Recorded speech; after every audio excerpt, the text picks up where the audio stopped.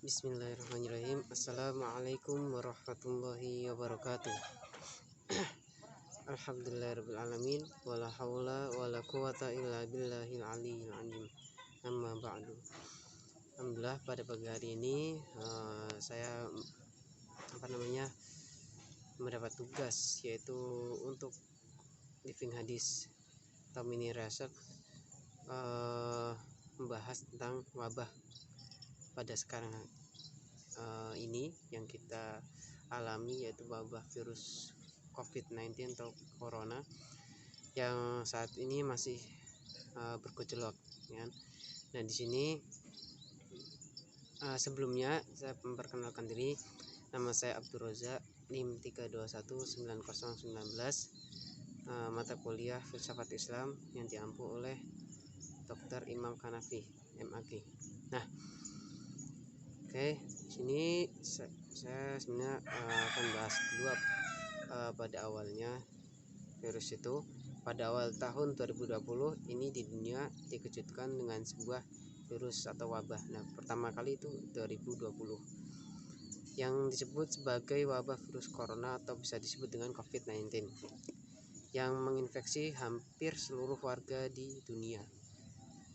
WHO semenjak Januari 2020 telah menyatakan dunia masuk ke dalam darurat global terkait adanya wabah corona. Ini merupakan sebuah fenomena luar biasa yang terjadi di bumi pada abad ke-21. Yang lainnya mungkin dapat disamakan dengan Perang Dunia II. Karena event-event skala besar hampir seluruhnya ditunda bahkan dibatalkan. Kondisi ini pernah hanya pada saat terjadi Perang Dunia saja.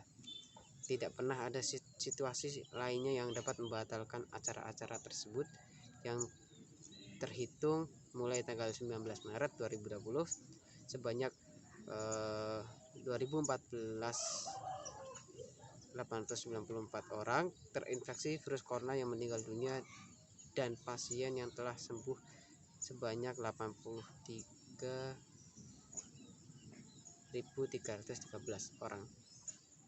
Ini sudah banyak sekali yang meninggal. Nah, itu pendahuluan dari saya.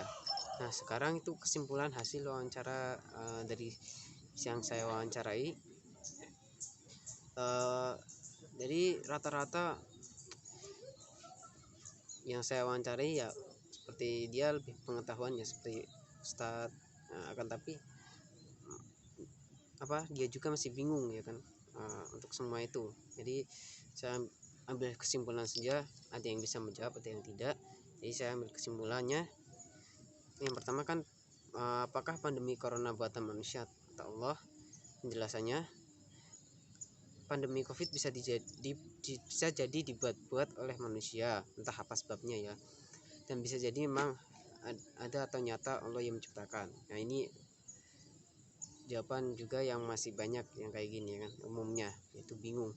Lalu yang kedua, sebagai makhluk manusia harus meyakini terhadap kekuasaan Allah SWT.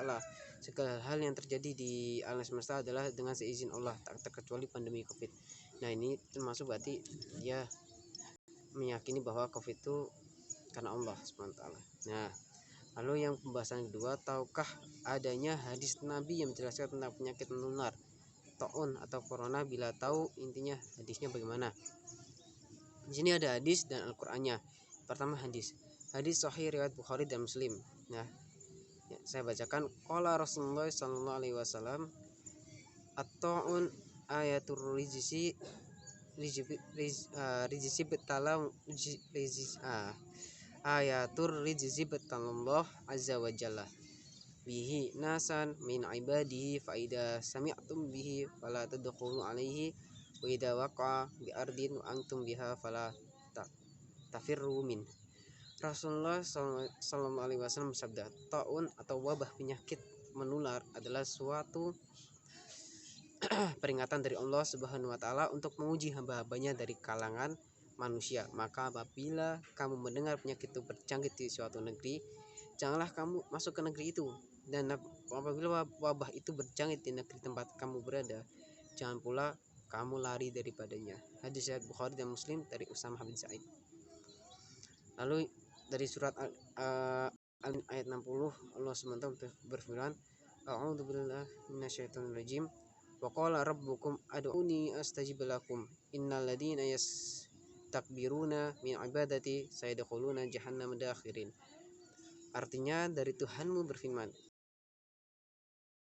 akan aku perkenankan bagimu sesungguhnya orang-orang yang sombong tidak mau menyembahku akan masuk neraka jahanam dalam keadaan hina dina. Oh, ini doa, ini tentang berdoa ya. Mohon maaf. Berarti yang terakhir itu surat Al-Mu'min. Nah, yang pembahasan selanjutnya itu banyak yang tidak tahu. Mohon maaf ya. Jadi dari bagaimana apa saja perilaku keseharian didasarkan pada hadis Nabi itu banyak yang kurang tahu. Yang saya wawancarai tadi, saya juga sendiri bingung bagaimana untuk mendapatkan jawaban lagi, dikarenakan rata-rata orang juga masih pada bingung. Jadi ini pendapat orang yang bisa menjawab saja yang saya taruh di sini, dan selainnya yang masih tidak tahu ya udah saya tinggalkan. Ini cukup sekian dari saya. Apabila masih banyak kesalahan mohon maaf, dikarenakan saya juga masih bingung. Jadi yang sudah tahu atau itu mohon dikoreksi, dan mohon maaf juga kepada Bapak dosen, masih banyak kekurangannya. Cukup dari saya. Wassalamualaikum warahmatullahi wabarakatuh.